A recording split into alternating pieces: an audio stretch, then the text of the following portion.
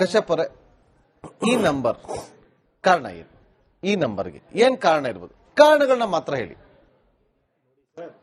ಈಗ ಆಲ್ರೆಡಿ ಐವನ್ ಡಿಸೋಜ ಅವರು ಕೇಂದ್ರ ಆಯೋಗದ ಮೇಲೆ, ಚುನಾವಣಾ ಆಯೋಗದ ಮೇಲೆ ಇದು ಹೇಳಿದ್ರು, ಕೈಗೊಂಬೆ ಆಗಿತ್ತು ಅಂತ ಹೇಳಾಯ್ತು, ವೋಟ್ ಚೋರ್ ಆಗಿತ್ತು, ನಾವು ಆರಂಭದ ಆರೋಪಗಳನ್ನ ಮಾಡ್ಕೊಂಡ್ ಬಂದಿದ್ವಿ ಅನ್ನೋದೆಲ್ಲ ಆಯ್ತು. ಇದು ಬಿಟ್ಟು ಏನು ಪ್ರಮುಖವಾದಂತ ಕಾರಣ ಇರ್ಬೋದು? ಒಂದು 5 ರೀಸನ್ ಕೊಡಿ.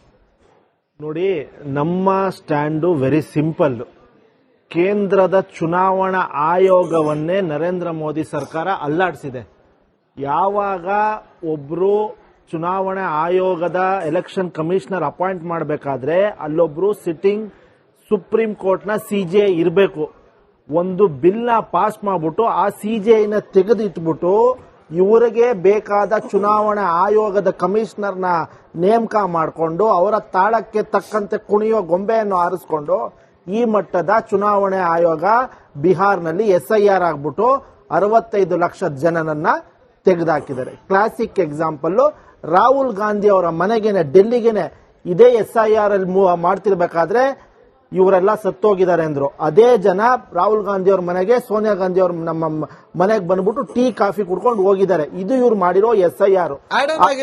ನೋಡಿ, ಒಂದ್ ನಿಮಿಷ.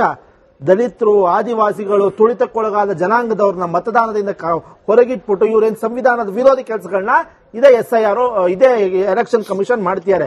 ಇವರು ನರೇಂದ್ರ ಮೋದಿ ಸರ್ಕಾರ ಬುಡವನ್ನೇ ಅಲ್ಲಾಡಿಸಿ ಮಾಡುತ್ತಿರುವ ಕೆಲಸ. ಬುಡವನ್ನೇ ಅಲ್ಲಾಡಿಸಿದ್ದಾರೆ ಇವರು. ಎಲೆಕ್ಷನ್ ಕಮಿಷನ್ ಅಲ್ಲಿ ಒಬ್ರು ಅಪಾಯಿಂಟ್ ಮಾಡಬೇಕಾದ್ರೆ ಒಂದು ವಿರೋಧ ಪಕ್ಷದ ನಾಯಕರಿಗೆ ಏನು ಇಲ್ಲ, 4 ಪ್ಯಾನಲ್ ಮೆಂಬರ್ ಇರಬೇಕು. ಅದರಲ್ಲಿ ನರೇಂದ್ರ ಮೋದಿ ಅವರು ಚೂಸ್ ಮಾಡೋ ಒಂದು ಮಿನಿಸ್ಟರ್ ಅಮಿತ್ ಶಾ ಇದ್ದಾರೆ, ನಮ್ ರಾಹುಲ್ ಗಾಂಧಿ ಇದ್ದಾರೆ. ಏನ್ ನಮ್ ರಾಹುಲ್ ಗಾಂಧಿ ಮಾತಿಗೆ ಅಪಾಯಿಂಟ್ಮೆಂಟ್ ಪ್ಯಾನಲ್ ಅಲ್ಲಿ ಏನ್ ಬೆಲೆ ಇರುತ್ತೆ? ಅವ್ರಿಗೆ ಏನ್ ಹೇಳ್ತಾರೆ ಅದಕ್ಕೆ ಎಸ್ ಅಂತಾರೆ. ಒಂದು ಸ್ಪೆಷಲ್ ಬಿಲ್ ನ ಪಾಸ್ ಮಾಡ್ಬಿಟ್ಟು ಲೋಕಸಭೆ, ರಾಜ್ಯಸಭೆಯಲ್ಲಿ ಸಿಜಿಐನ ಎತ್ತು ಹೊರಗಡೆ ಇಟ್ಬಿಟ್ಟು ಅವ್ರಿಗೆ ಬೇಕಾದ ಎಸ್ ಮ್ಯಾನ್ ನ ಮಾಡ್ಕೊಂಡಿದ್ದಾರೆ. ಅಳಂದದಲ್ಲೇ ಮೊನ್ನೆ ನೀವು ನೋಡಿದ್ರಿ, ಏನೂ ಆಗಿಲ್ಲ ಅಂತ. ನಿನ್ನೆನೋ ಮೊನ್ನೆನೋ ಒಬ್ಬರನ್ನ ಅರೆಸ್ಟ್ ಮಾಡಿದ್ದಾರೆ SIT ಅವರು.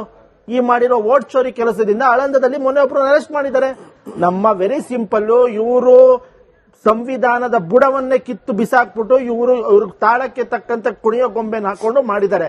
ಸೆಕೆಂಡ್, ಇದೇ ಕರ್ನಾಟಕದಲ್ಲಿ ಬಿಜೆಪಿ ಅವರು ಗೃಹಲಕ್ಷ್ಮಿಗೆ ನಾವು ಕೊಡೋ 2,000 ರೂಪಾಯಿಗೆ ಲಬೋ ಅಂತ ರಸ್ತೆಯಲ್ಲಿ ಬಡ್ಕೋತಾರೆ. ಅಲ್ಲಿ 10,000 ರೂಪಾಯಿ ಹಾಕಿದ್ದಾರೆ. 10,000 ರೂಪಾಯಿ ಎಷ್ಟು ದಿವಸ ನಡೆಯುತ್ತೋ ಗೊತ್ತಿಲ್ಲ. ಬಿಹಾರದ ಜನತೆ 10,000 ರೂಪಾಯಿ ಒಂದ್ಸಲಿ ಹಾಕ್ಬಿಟ್ಟು ಅವ್ರ ಬಾಯ ಮುಚ್ಚಿಬಿಟ್ಟಿರ್ಬೇಕು ಅನ್ಸುತ್ತೆ. ಯಾಕಂದ್ರೆ ಇವ್ರದೊಂದು ಹಿಸ್ಟ್ರಿ ಟ್ರ್ಯಾಕ್ ರೆಕಾರ್ಡ್ ಇದೆ. ಬಿಜೆಪಿ ಅವರು ಅಧಿಕಾರದಲ್ಲಿ ಇರ್ಬೇಕಾದ್ರೆ ಮಹಾರಾಷ್ಟ್ರದಲ್ಲಿ ಬಿಟ್ಬಿಡಿ, ನಿಮ್ಮ ಸೋಲಿ ಕಾರಣ ಏನು? ಈಗ ನೋಡಿ, ಇದು ಒಂದ್ ನಿಮಿಷ. ಇವತ್ತು ರಾಹುಲ್ ಗಾಂಧಿ ಅವರು ಆರಂಭದಲ್ಲಿ ಭರ್ಜರಿಯಾಗಿ ಬಂದು ಒಂದಷ್ಟು ರ್ಯಾಲಿಗಳನ್ನ ಮಾಡಿ ಅದಾದ್ಮೇಲೆ 55 ದಿವಸ ಕಾಣಿಸ್ಕೊಳ್ಳಲಿಲ್ಲ. ಸಾರಿ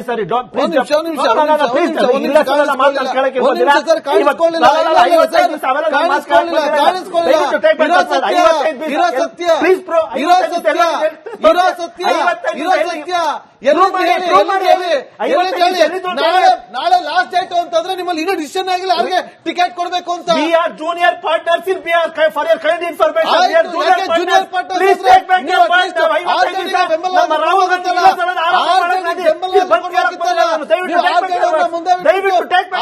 ಮುಂದೆ ಬಿಟ್ಬಿಟ್ಟು ನೀವು ಹಿಂದೆ ನಿಂತ್ಕೊಂಡ್ರೆ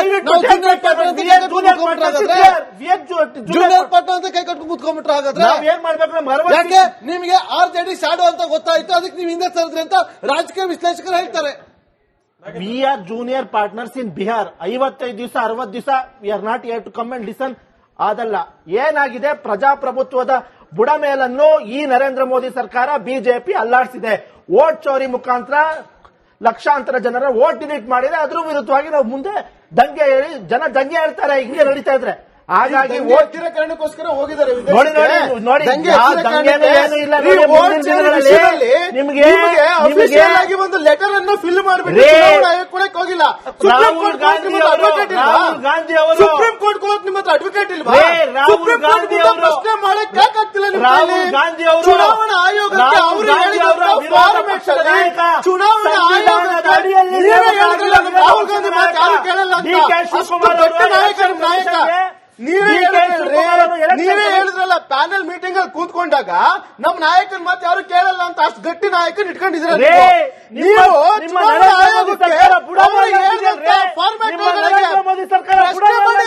ಇದೇ ಕಾನ್ಸ್ಟಿಟ್ಯೂಷನ್ ನಡೀತಾ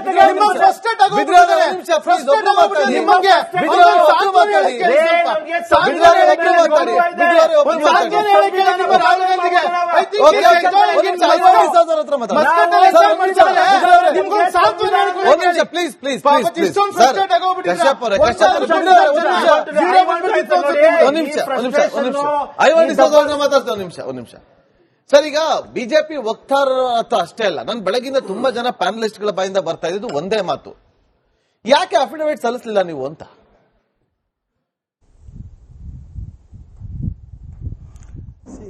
ಇದು ಒಂದು ಪ್ರಜಾಪ್ರಭುತ್ವದಲ್ಲಿ ನಡೆಯತಕ್ಕಂಥ ಹೋರಾಟ.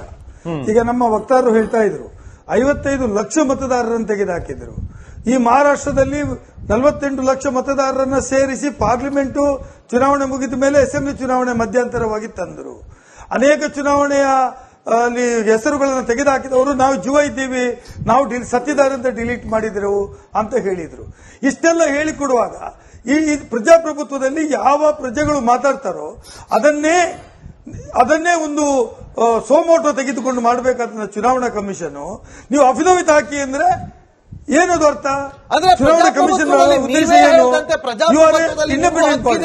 ನಿಮಗೆ ಜನರ ಸಮಸ್ಯೆಗಳನ್ನ ತೆಗೆದುಕೊಂಡು ತೋರಿಸಿದ ಮೇಲೆ ನಿಮಗೆ ಜನರ ಸಮಸ್ಯೆಯನ್ನು ತೋರಿಸಿದ ಮೇಲೆ it is not your duty suo motu ನೀವು ಅದನ್ನ ಪಿಟಿಷನ್ ಆಗಿ ತಗೊಳ್ಳುವಂತದ್ದು. ಅದನ್ನು ಬಿಟ್ಟು ಅಫಿಡವಿಟ್ ಹಾಕಿ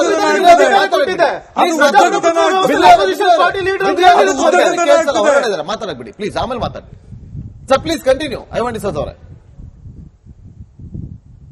ಅಲ್ಲ ನಾನೇನ್ ಹೇಳ್ತೇನೆ, ಯಾವಾಗ ಜನರ ಸಮಸ್ಯೆಯನ್ನ ಅವರ ಮುಂದೆ ತಂದು ನೋಡಿ ಈ ರೀತಿ ಇದೆ, ನಾನು ಸತ್ತಿಲ್ಲ, ನಾನು ಜೀವವಾಗಿದ್ದೇನೆ, ನನ್ನ ಹೆಸರು ಯಾಕೆ ಡಿಲೀಟ್ ಮಾಡಿದ್ರಿ, ಒಂದು ಮನೆಯಲ್ಲಿ 100-150 ಜನ ಮತದಾರರನ್ನು ಯಾಕೆ ನೋಂದಣಿ ಮಾಡಿದಿರಿ ಅಂತ ದಾಖಲೆ ಸಹಿತ ಪತ್ರಿಕಾಗೋಷ್ಠಿ ಮಾಡಿದ ಮೇಲೆ is it not the duty of the election commission being N autonomous body suo motu ಕೇಸನ್ನು ರಿಜಿಸ್ಟರ್ ಮಾಡಿ ಇನ್ಕ್ವೈರಿ ಮಾಡತಕ್ಕಂಥದ್ದು ಅವರ ಕೆಲಸ ಅಲ್ವಾ? ಅದಕ್ಕಿಂತಲೂ ಮೇಲಾಗಿ ಹೋಗಿ ನೀವು ಅಫಿಡವಿಟ್ ಹಾಕಿ. ಏನ್ರಿ ಅಫಿಡವಿಟ್ ಹಾಕಬೇಕು? ಅಫಿಡವಿಟ್ ಹಾಕುವುದು ಜನರ ಮುಂದೆ ಹೇಳುವುದು you should take on it as a suo motu ತಗೊಳ್ಳೋದನ್ನು ಬಿಟ್ಟು ಬಿಜೆಪಿಯ ಕೈಗೊಂಬೆಯಾಗಿ ಕೆಲಸ ಮಾಡ್ತಾ ಇದ್ದೀರಿ. ಹಾಗಾಗಿ ನಮ್ಮ ಹೋರಾಟ ಪ್ರಜಾಪ್ರಭುತ್ವದಲ್ಲಿ ಜನಪರವಾದಂತಹ ಹೋರಾಟವೇ ಅಂತಿಮವಾಗಿರ್ತಕ್ಕಂಥದ್ದು. ಅದನ್ನು ನಾವು ಮಾಡಿದ್ದೇವೆ. ಅದನ್ನ ಗಮನದಲ್ಲಿ ಇಟ್ಟುಕೊಂಡು ಇಲೆಕ್ಷನ್ ಕಮಿಷನ್ ಮಾಡಬೇಕಾಗಿತ್ತು. ಅದನ್ನೆಲ್ಲವನ್ನ ಬಿಟ್ಟು ಎಲ್ಲ ನಿಯಮಗಳನ್ನ ಗಾಳಿಗೆ ತೂರಿ ಇವತ್ತು ಇಲೆಕ್ಷನ್ ಪಟ್ಟಿಯನ್ನು ತಯಾರು ಮಾಡಿ ಹೇಗೆ ಬಿಜೆಪಿಗೆ ಬೇಕೋ ಆ ರೀತಿ ಇಲೆಕ್ಷನ್ ಕಮಿಷನ್ ಇವತ್ತು ಕುಡಿತಕ್ಕಂಥದ್ದು ಇದು ಪ್ರಜಾಪ್ರಭುತ್ವದ ದುರಸ್ಥಕರ.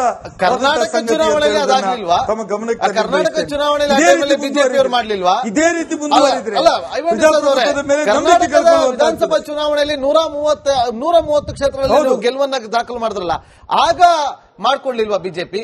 ನಿಮ್ಗೆ ಆಗ ಈ ಆರೋಪ ಮಾಡಬೇಕು ಅಂತ ಅನಿಸ್ಲಿಲ್ವಾ? ನೀವು ಗೆದ್ದಾಗ ಈ ತರ ಆರೋಪ ಮಾಡ್ತೀರಿ? ನನ್ನ ಮಾತಲ್ಲ, ಜನರು ಕಮೆಂಟ್ ಮಾಡ್ತಾರೆ. ಒಂದು ನಿಮಿಷ, ಇಡೀ ದೇಶದಲ್ಲಿ ನಾವು ಗೆದ್ಕೊಂಡು ಬಂದಿದ್ದೇವೆ. ಚುನಾವಣೆ ಇರುವುದು ಬರೇ ಚುನಾವಣೆ ಗೆಲ್ಲಿಕ್ಕೆ ಸೋಲಿಕ್ಕೆ ಅಲ್ಲ. ಇಡೀ ಪ್ರಪಂಚದಲ್ಲಿ ಚುನಾವಣೆಯನ್ನು ಅನೇಕ ಬಾರಿ ಈ ಭಾರತ ದೇಶದಲ್ಲಿ ಚುನಾವಣೆ ಜಾಸ್ತಿ ಗೆದ್ದಿರ್ತಕ್ಕಂಥದ್ದು, ಜಾಸ್ತಿ ಆಳ್ವಿಕೆ ಮಾಡಿರ್ತಕ್ಕಂಥದ್ದು ಕಾಂಗ್ರೆಸ್ ಸರ್ಕಾರ.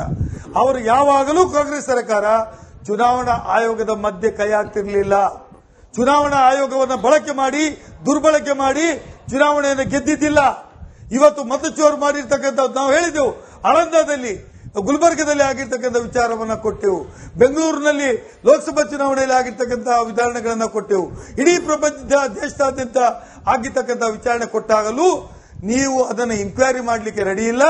ನೀವು ಬಂದು ಅಫಿಡವಿಟ್ ಹಾಕಿ ಅಂತ ಹೇಳುವುದು it is nothing but murder of the democracy ಅಂತ ನಾನು ಹೇಳಲಿಕ್ಕೆ ಬಯಸ್ತೇನೆ. ಹಾಗಾಗಿ ಇನ್ನು ಮುಂದೆ ಆದರೂ ನಮ್ಮ ಹೋರಾಟ ರಾಹುಲ್ ಗಾಂಧಿ ಅವರ ನೇತೃತ್ವದಲ್ಲಿ ಇದು ಮುಂದುವರಿಯುತ್ತದೆ.